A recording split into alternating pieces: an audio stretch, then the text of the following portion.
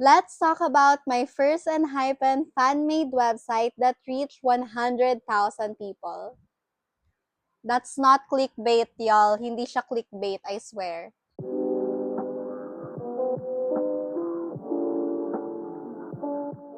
Ang cute pala mag-vlog ng ganito, yung chill lang, tapos magkwentuhan lang tayo, yung ganun. So, a bit of engine background. I've been an engine since pre-debut, when Island was still ongoing. Grabe no, ang tagal.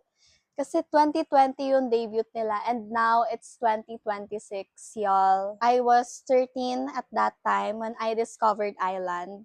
13 ba? O 12? 2020. Ano ko ngayon? 18 minus 6, 12. 12 nga. Okay. I was 12 during that time when I discovered Island. And then, ayun, here we are. Here we are! Ayun, I became an engine.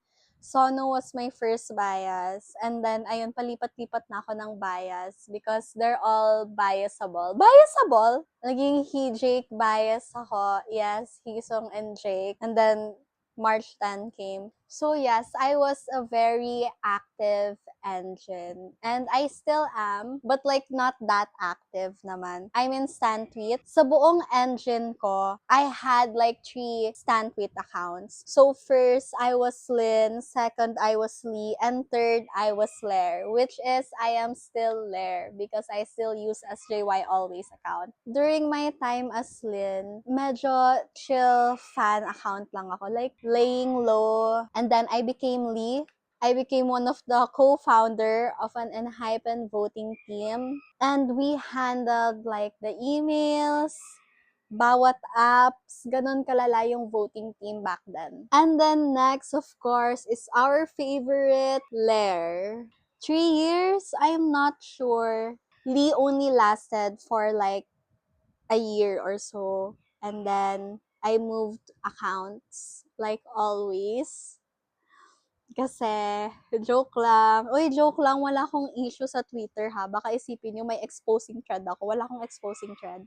And then yun, I was Lair. Being Lair, actually, nag-bugs yung aking account. Well, not really. Hindi naman OA na big account ako. But like, 3,800 followers. And I host donation drives for enhypen comeback votings. And also, I encourage everyone to stream, to vote, to ano pa ba. And I also co-founded another voting team, but then it's not like, it didn't become an actual voting team. Parang like, just a group of engines. We reach a lot of engines, Filipinos, internationals, and even in Facebook. And also, of course, since meron na akong malaking reach in Twitter using Lair's account, I also use it to share my advocacy, Hope Beyond Borders, a Christmas charity drive. And a lot of engines supported it, also Carrots, and even from other fandoms. So I'm so grateful for all of you. And fun fact, Hope Beyond Borders was a bit inspired with enhypen's debut, Border Day 1. So, diba, Border Day 1.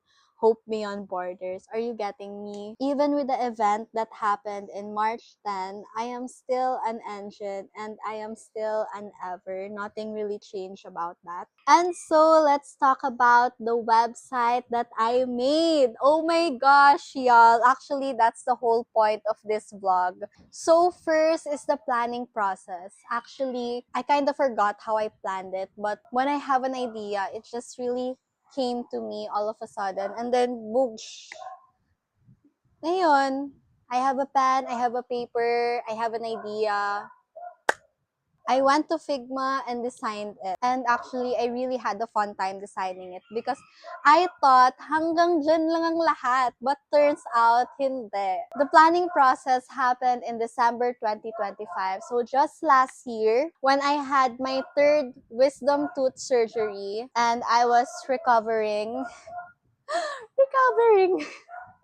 Ay guys, may Shopee ako. Wait lang. Ako ba? Parang hindi. Wala naman akong order sa Shopee.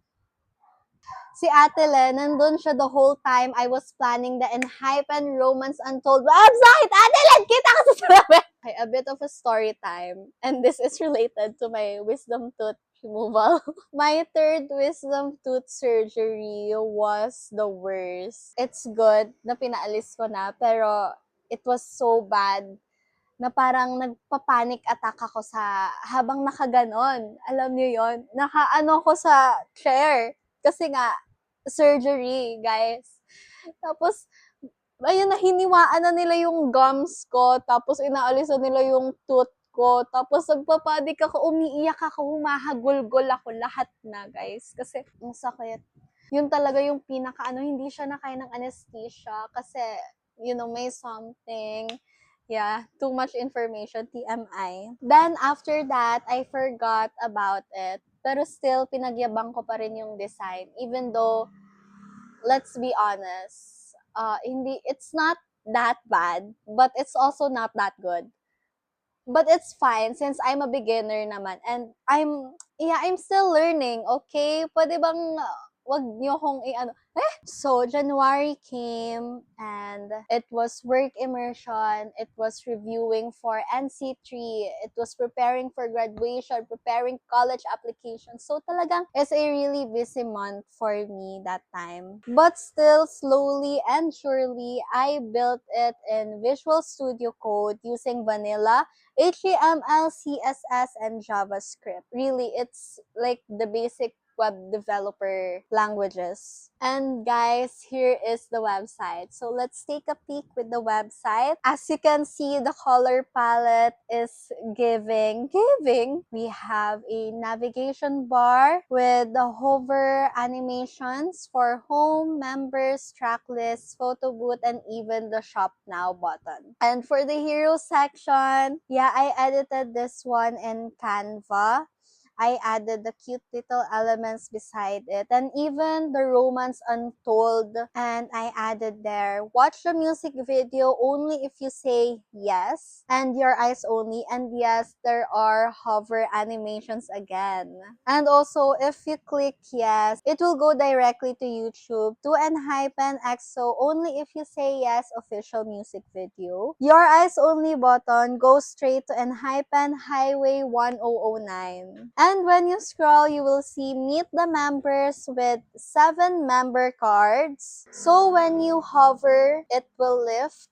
And when you click, it will give a pop-up of a member card. And when you scroll again, you will see the track list, and ang cute. The picture next to the vinyl will fade a bit and you will see an embedded Spotify track. Oh my gosh! And the vinyl will start. And also for our favorite one is the Polaroid wall. And next to it are a carousel full of pictures of enhypen during the album, during the comeback. And also dito naman sa photo booth section, meron tayong capture button. And when you click, there's a shutter audio and you will see your picture right next to the photo booth itself. At the bottom, of course, our very important part is footer. And yes, I am so proud even though footer lang yan. Kasi as you can see, my name is right there. Wala, it's a bit overwhelming. It's so cute talaga. Like seeing my name there. Oh my gosh. Ate ko like, I made this? What? Yung ganon. Pero like, yes, I made this. Kaya ayun, seeing it next to Enhypen is just so cute. And I also have my links there and even Enhypen's links. And of course, for Enhypen, click for more. And when you click, it goes to my stand tweet, Lair. So yes, you will meet Lair. It goes directly to my post, and that I am open for commissions, collaborations, fan projects, and also free and paid projects depending on time and scope. And yes, wala pang nagme-message sa akin, but that's fine, guys. Kasi I'm still doing passion projects. So, it's alright. Not affiliated with Enhypen or Blift. Okay, this is a fan-made, free website that I made just for fun. Wala naman ako nakukuhang money dito. So, yes, we're safe. And yes, that is the website itself indeed. So, let's take a moment to clap our hands. I think the hardest part in making this project, especially that this is my first deployed project, is believing in myself. Hala, wait lang, parang nag-iba yung tone ng vlog natin. Ano lang. No, but seriously, believing in yourself is one of the hardest parts, especially when doing projects, kahit like small stuff lang. Kasi you can have an idea, but not really execute it at the end, diba? So, I'm proud of myself for believing in myself that I can design, I can deploy, and I can share